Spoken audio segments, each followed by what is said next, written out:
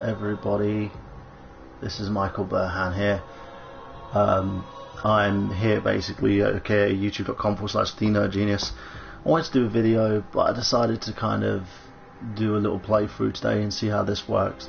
I may start doing videos like this at some point. My laptop's been fixed, so it means I'm gonna basically start recording and editing videos the way that I used to, so hopefully we can get a bit more done.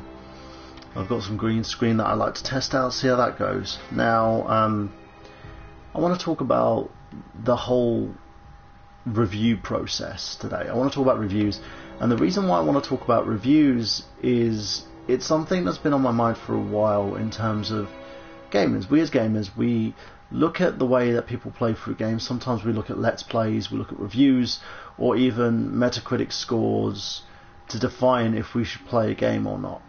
The same goes for movies, TV shows. You look at what the reviews are like in terms of the content that you purchase or you buy, in order to say, will I like it, will I not?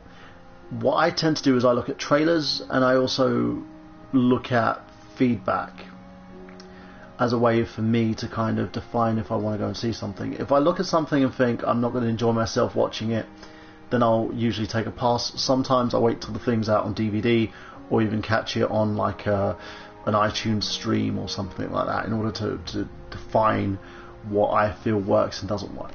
Now, as you know, I've done a lot of reviews on my channel, youtube.com/Nerdgenious, in order to talk about a game and what defines the game, what I like about it. Sometimes I talk about playability, I talk about controls, I talk about the music, the graphics, and whether or not it's easy enough for anybody to kind of pick up. Those would easily be able to kind of give you that same expectation that you have when you're playing a game. You know, you can play the game without paying full price, so you regret it and sit there and go, I don't want to play this game anymore, why did I spend 40 or 50 bucks on this game? So you don't have to do that. You can also do it through another way, as I said, for using borrowing the game off a friend. You know, someone who's purchased, say, like a game you want, and they're done with it. Hell, borrow it. See if you think that it matches your expectations, and then go for it. You know, go out there and play the game and enjoy it, and see if it is something that you want or something that you don't want. And I know I'm getting mullered right now in terms of this game. I'm getting totally and utterly destroyed.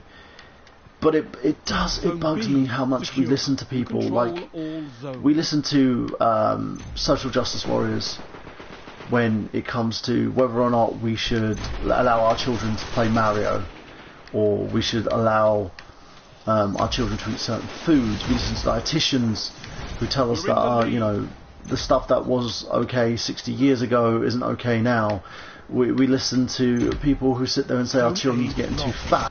Whether or not you're going to enjoy a game, whether or not you're going to hate a game. Hell, I purchased recently from Telltale Games Borderlands pre-sequel. Not Borderlands pre-sequel, the Tales from Borderlands. There we go. In association with the 2K games, and I loved it. I loved every minute of it. Do I feel there was some stuff that kind of needed work? Yes. Would I recommend everyone play it? Yes. But again, you may not be like me and enjoy that type of game. You may not enjoy something with that type of content because you feel that certain aspects of that are not akin to your liking. You don't feel that they will work for you, and that's fair. You know, it's all fair in terms of the way that you play the game or you experience it.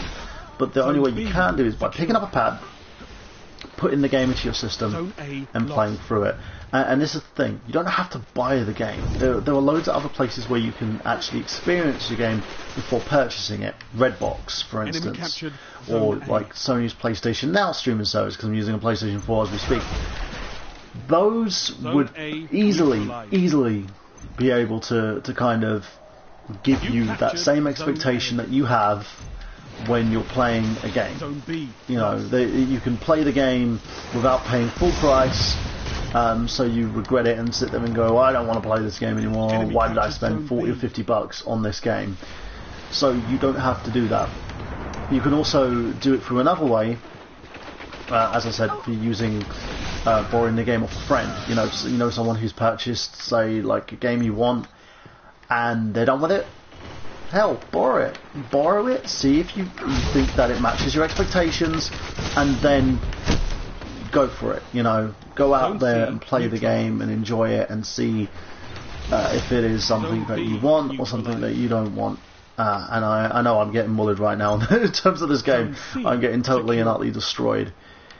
But it bugs me how much we listen to people. Like, we listen to social justice warriors when it comes to whether or not we should allow our children to play Mario, or we should allow our children to eat certain foods. We listen to dietitians who tell us that you know, the stuff that was okay 60 years ago isn't okay now.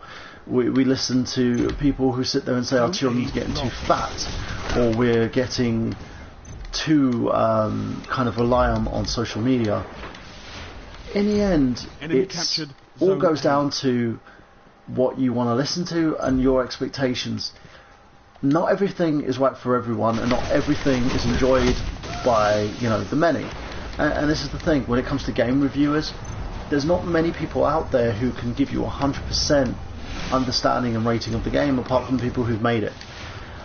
You know, are there a lot of games out there that are broken and disjointed? Yes, there are tons of them. I've got a copy of Silent Hill HD collection for the Xbox that I can't play because the game was so broken that it became a coaster.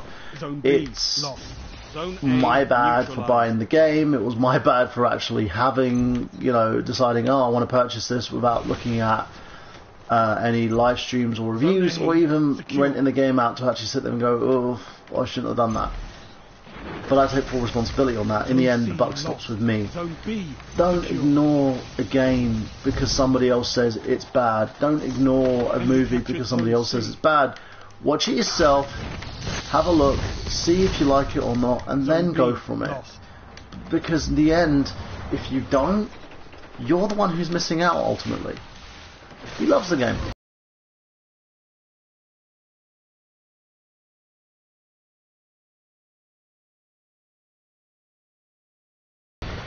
He enjoys it despite the game being a complete pile of shit to most. I don't play it because I felt like it was a bog standard FPS shooter when it was promised to be something else. It was, you were given, you know, an idea of what it could have been, and it became something very different. And it's a shame, but I couldn't get into it. But he sat there and went through it and said, okay, it is a bit buggy, it is a bit broken in some ways, but I can still enjoy it for what it is because I like it. And that's his prerogative. And that's the way you have to see things. You can't sit there and stew and say, I don't want to play this because so-and-so said, I don't want to watch the new Ghostbusters movie because Alpha Omega Sin told me that it's a shit movie. We're not sheep. We're not people who sit there and go, bah, you know, and listen to everybody. I don't rely on Beyonce to tell me how to dress or how to shake my booty. You know, I don't rely on Jay-Z to tell me how to be a businessman. You rely on yourself. The only person who understands how things work in terms of perspective is you. You will understand how a job works. You will understand how to fix your own car if you actually practice in doing it. And the people that you kind of look to for opinions should be there for only a guideline, not someone who should be the be-all and end-all of perception, because perception is key. You have to sit there and look at it and go, okay, I agree because I played it and I didn't like certain aspects of it, or I disagree because I felt that there was a lot more to it that this person missed out. And we're all humans down the end of the day. We are all humans. Reviewers, people who have YouTube channels, and people who want to basically just make content because they enjoy it. We're all people who respectively have our own opinions on things, but our opinion is always going to be flawed because we're not going to give you an expectation that you, you know, being the only person that you are, can experience. And it's a shame when people miss out on that experience because they rely too heavily on the opinion of others to define what they should buy and shouldn't buy. It's a sad life, in a sense. It is a sad life, and it's one of those things where we can get as much enjoyment out of our lives as possible, and the only way you can do that, or we as human beings can do that, is by doing what we love and enjoying what we like.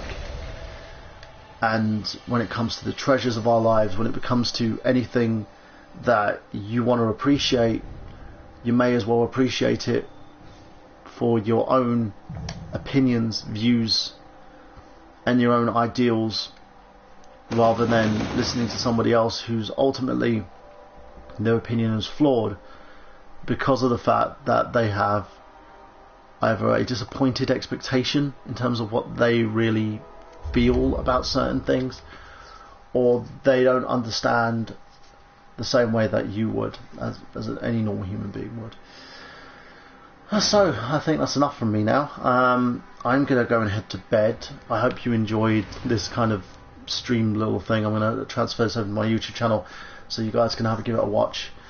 And I just want to say thank you to each and every person that's tuning into this video, that's giving me views for my channel, that's enjoying everything that I do, because it's you that makes my content great, not me, and I'm thankful for each and every one of you. Just want to say that, and I do apologise because I'm extremely tired. So, check you later guys, have a great day.